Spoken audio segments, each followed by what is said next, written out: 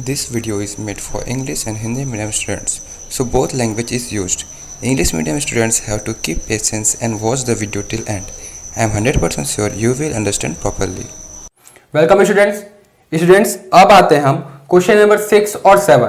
Question number 5 तक हम complete कर चुके हैं। चैप्टर 10 का एक्सरसाइज 1 कर रहे थे, जिसमें से क्वेश्चन नंबर 1 to 5 हम प्रीवियस वीडियोस में कंप्लीट कर चुके थे। अब आते हैं क्वेश्चन नंबर 6 और 7। ठीक है, देखिए क्वेश्चन नंबर 6 क्या दिया हुआ है। एक मीनार के आधार से एक सरल रेखा, तो एक मीनार एक टावर है, इसके आधार इसके बेस लाइन से एक स्ट्रेट लाइन है। ठीक है, सरल रेखा में ए और बी दूरी पर स्थित दो बिंदु है। ठीक है, तो इस टावर से, इस मीनार से स्मॉल ए और स्मॉल बी, ठीक है, ये दूरी है किससे, इस मीनार से, तो ये पॉइंट हो गया। ठीक है, स्मॉल ए का दूरी है, स्मॉल बी का दूरी है, दो बिंदु है। ठीक है, पहला बिंदु ये हो गया, दूसरा बिंदु ये हो गया सपोज। ठीक है, और क्या दिया हुआ इसके आगे, मीनार के शिखर के उन्नयन कोण पूरक कोण है। ठीक है, तो हमें क्या बोला गया, ये दो बिंदु के, ये मीनार से उन्नयन कोण जो बनेगा वो एक दूसरे का पूरक होगा। पूरक यानी कि कॉम्प्लीमेंट्री। और कॉम्प्लीमेंट्री एंगल क्या होते हैं, क्लास 8th में पढ़े थे शायद अपन। ठीक है, क्या होते हैं, क्लास 8th में अपन पढ़े हैं कि कॉम्प्लीमेंट्री एंगल यानी कि अगर कोई एक एंगल थीटा है तो दूसरा एंगल 90 माइनस थीटा होगा। ठीक है, यानी कि अगर एक एंगल थीटा है तो दूसरा एंगल 90 में अगर वो पहला एंगल को घटा दूं तो एक दूसरे का वो कॉम्प्लीमेंट्री है, पूरक कोण है, ये हम बोलते थे। ठीक है, तो कॉम्प्लीमेंट्री एंगल क्या होता है, पूरक कोण क्या होता है, एक अगर थीटा है तो दूसरा 90 माइनस थीटा होता है। ठीक है, तो क्या बोला गया इस क्वेश्चन में कि एक बिंदु से दूसरा बिंदु, ये दोनों का जो कोण बना रहा है वो एक दूसरे का पूरक कोण है, यानी कि कॉम्प्लीमेंट्री एंगल। तो अगर एक को मैं थीटा लूंगा तो दूसरा क्या दिया है, 90 माइनस थीटा दिया हुआ है। ठीक है, कॉम्प्लीमेंट्री मतलब यही हुआ, समझ में आ गया ना। अब हम क्या करेंगे, इसका नेमिंग कर देते हैं। सपोज इसको स्मॉल स्मॉल बी दिया है तो अपन पी क्यू आर एस कर देते हैं। सपोज पी क्यू, ये आर एस, क्लियर है, ये नेमिंग कर देते हैं। को फाइंड आउट क्या करना है वो देख लेते हैं फिर। तो सिद्ध कीजिए, हमें प्रूफ करना है कि मीनार की ऊंचाई रूट ए बी होगी। हमें ये प्रूफ करना है कि मीनार की ऊंचाई यानी कि हाइट ऑफ टावर, तो टावर क्या है, पी क्यू है, और ये इसका जो हाइट है वो रूट ए बी है, ये हमें प्रूफ करना है, रूट ए बी। ठीक है, ये अपने को प्रूफ करना है, यानी कि पी क्यू है ना, पी क्यू बराबर रूट ए बी है, ये हमें प्रूफ करना है। ठीक है, तो ये हम कैसे प्रूफ कर पाएंगे, तो देखिए सबसे पहले हम क्या देखते हैं कि कितना राइट एंगल ट्रायंगल है। कितना राइट एंगल ट्रायंगल है, यहाँ पे दो राइट एंगल ट्रायंगल है। ठीक है, दो समकोण त्रिभुज है। पहला कौन सा है भाई, पी क्यू आर, ठीक है, दूसरा पी क्यू एस, ये दो राइट एंगल ट्रायंगल है, यानी कि इस दोनों पर वर्क होगा और अपने को फाइंड आउट करना है पी क्यू। ठीक है, कैसे फाइंड आउट कर सकते हैं, तो सबसे पहले हम ट्रायंगल पी क्यू आर पे देखते हैं। ठीक है ना, तो सबसे पहले तो ये लिखते हैं कि अपन क्या माने हुए हैं, पी क्यू को हम क्या माने हैं, हाइट ऑफ टावर। ठीक है, और small A be the distance between Q R and small be the distance between Q S. Clear है, ठीक है। अब देखिए अपने को ट्रायंगल पी क्यू आर से देखते हैं क्या मिलेगा। पी क्यू आर से देखिए, पी क्यू आर से अगर हम देखें तो एक लेंथ दिया हुआ है, एक थीटा दिया हुआ है, परपेंडिकुलर मिल जाएगा, है ना, जो क्वेश्चन नंबर 1 2 3 में करते हैं। ठीक है, तो from triangle P Q R, तो पी क्यू आर ट्रायंगल से हम देखें तो क्या हो जाएगा, हमारे पास परपेंडिकुलर और बेस यानी कि लंब और आधार का रिलेशन है, जो कि tan थीटा में आता है। tan theta equal to perpendicular upon base होता है, लंब बटे आधार। और थीटा क्या है, थीटा का वैल्यू तो थीटा ही है, तो ये थीटा ही रहेगा। ठीक है, परपेंडिकुलर का वैल्यू क्या है, ये तो अपने को फाइंड आउट करना है, तो क्या है पी क्यू, ये हो जाएगा पी क्यू।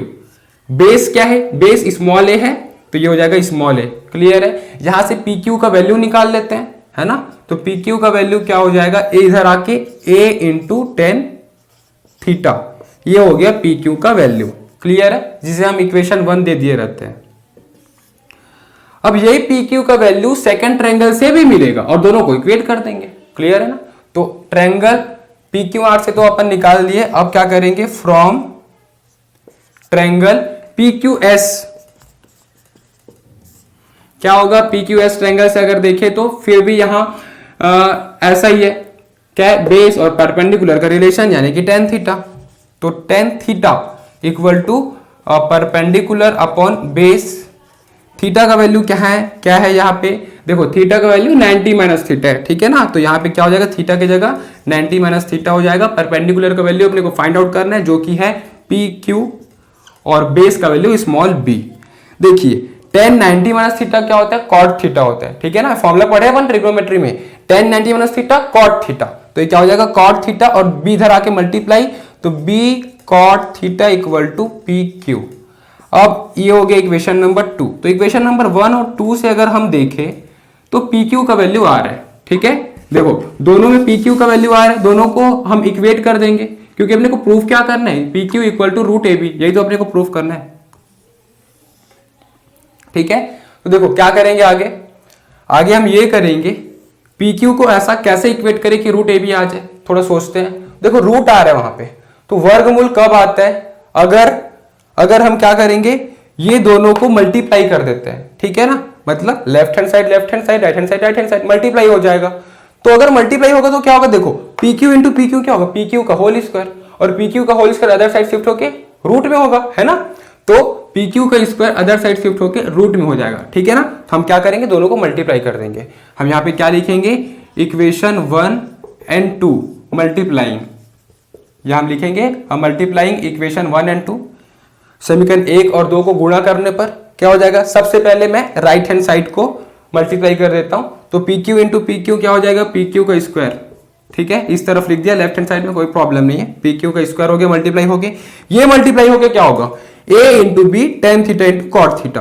तो क्या हो जाएगा, A into B tan theta into cot theta, ऐसा ही होगा, ठीक है ना। देखो राइट हैंड साइड मल्टीप्लाई हो गया, लेफ्ट हैंड साइड मल्टीप्लाई हो गया दोनों इक्वेशन का। अब क्या होगा, देखो पी क्यू का होल स्क्वायर इक्वल टू, देखो ten theta into cot theta 1 होता है। अब ये कैसे 1 होता है, देखो ए बी पहले से है टेन थीटा, कॉट थीटा का रेसिप्रोकल क्या होता है 1 अपॉन टेन थीटा। हम ऐसा लिख सकते हैं कि नहीं, लिख सकते हैं ना, कॉट थीटा को 1 अपॉन टेन थीटा लिख सकते हैं, टेन थीटा कैंसल, और यहाँ पे क्या होगा, पी क्यू इक्वल टू जो स्क्वायर इधर साइड शिफ्ट होके रूट में चले जाएगा ए बी। तो पी क्यू तो आ गया रूट ए बी, यही तो प्रूफ करना था अपने को। और पी क्यू क्या है, हाइट ऑफ द टावर, ठीक है। तो हम यहाँ पे क्या लिखेंगे, hence proved that height of the tower is root A B. Clear है, तो हम ऐसा लिख देंगे। समझ में आया, इसे आप लोग नोट कर लीजिए। अब देखते हैं क्वेश्चन नंबर 7। देखिए प्रश्न क्रमांक 7 क्या दिया हुआ है, 15 मीटर ऊंचे एक भवन, ठीक है। तो एक भवन है जिसका हाइट कितना दिया, 15 मीटर। तो 15 मीटर, भवन का नाम मैं सपोज ए बी कर देता हूं, तो ए बी, ये 15 मीटर ऊंचा एक भवन है, ठीक है, ए बी।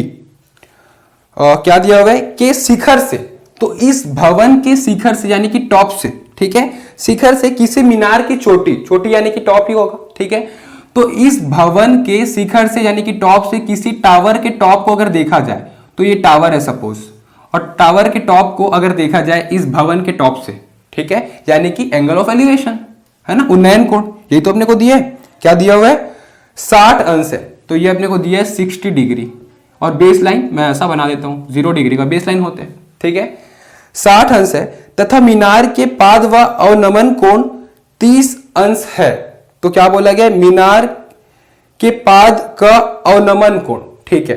तो क्या बोला गया है, इस मीनार के बॉटम का, ठीक है ना, पाद बिंदु मतलब कि बॉटम, ठीक है ना, जो जमीन से टच होता है, तो ये बॉटम, ठीक है, इस मीनार के, इस पोल के बॉटम का अवनमन कोण यानी कि एंगल ऑफ डिप्रेशन, किससे, इस भवन के टॉप से।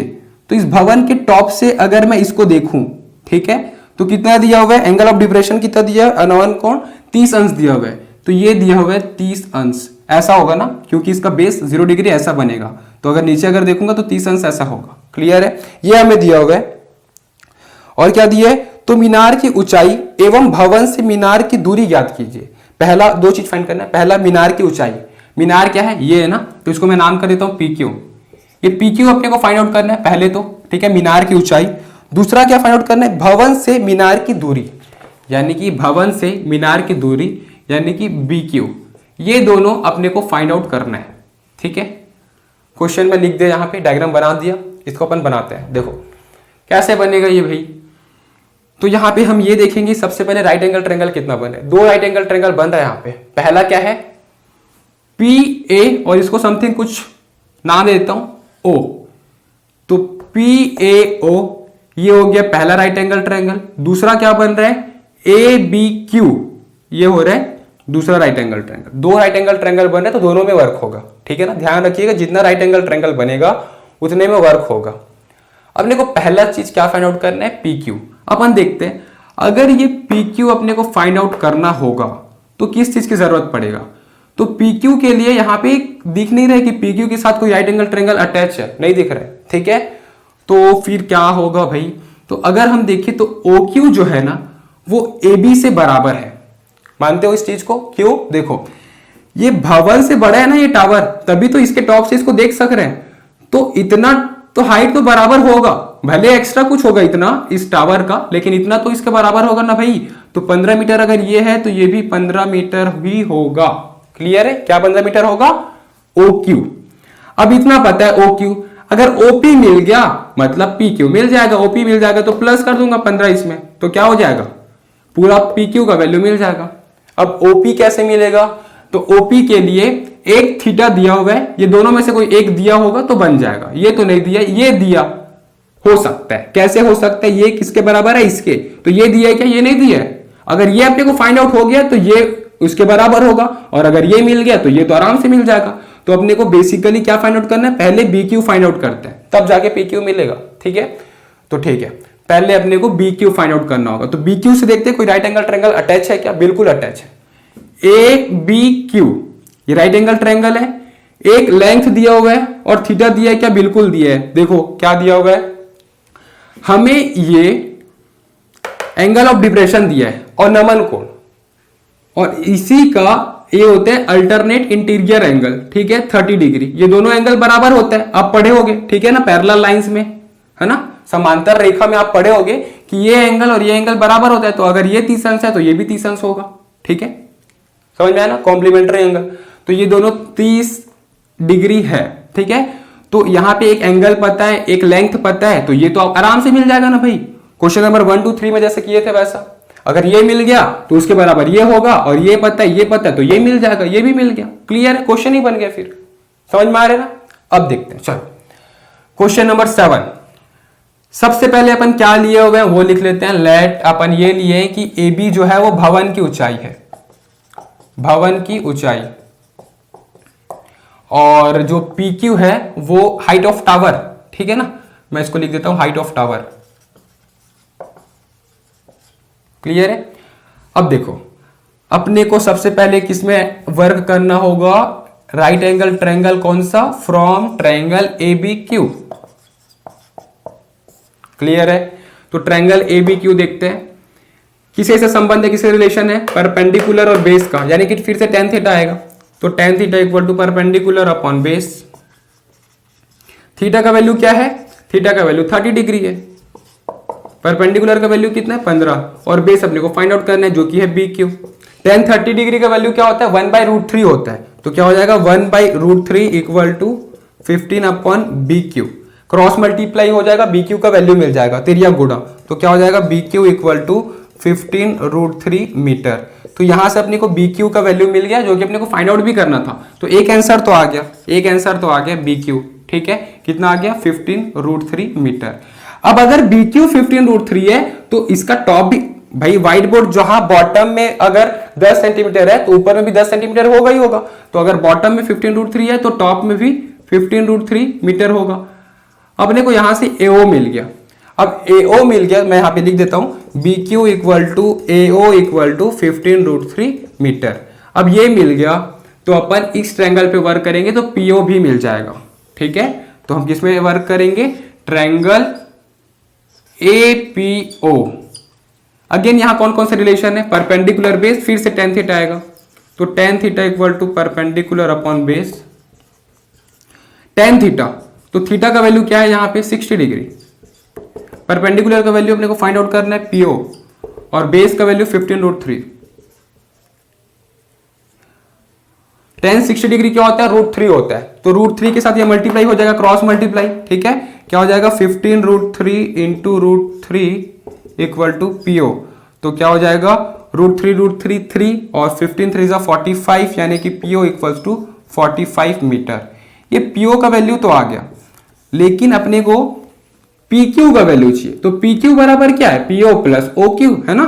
तो P Q equals to PO plus O Q. तो क्या होगा, पीओ का वैल्यू 45 और ओ क्यू का वैल्यू 15। तो क्या होगा, दोनों को प्लस कर दूंगा तो 60 आ जाएगा। 60 मीटर हो गया पी क्यू का वैल्यू। क्लियर है ना। तो ये एक आंसर ये आ गया। आपने को दो चीज फाइंड आउट करना था, पी क्यू और बी क्यू। तो बी क्यू का वैल्यू आ गया 15√3 मीटर और पी क्यू का वैल्यू कितना आ गया 60 मीटर। क्लियर है ना। ये समझ में आया ना, क्लियर है।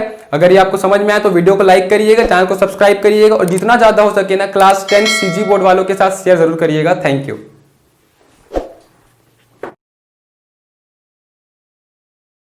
इस चैप्टर के नोट्स के लिए नीचे दिए गए डिस्क्रिप्शन बॉक्स पर लिंक दिया गया है, वहां क्लिक करिए और इस चैप्टर के सभी वीडियोस के लिए ऊपर जो प्लेलिस्ट शो हो रहा है वहां क्लिक करिए और हमारे इस चैनल को सब्सक्राइब करने के लिए हमारे चैनल के लोगो पर क्लिक करके इस चैनल को सब्सक्राइब करिए। Thank you.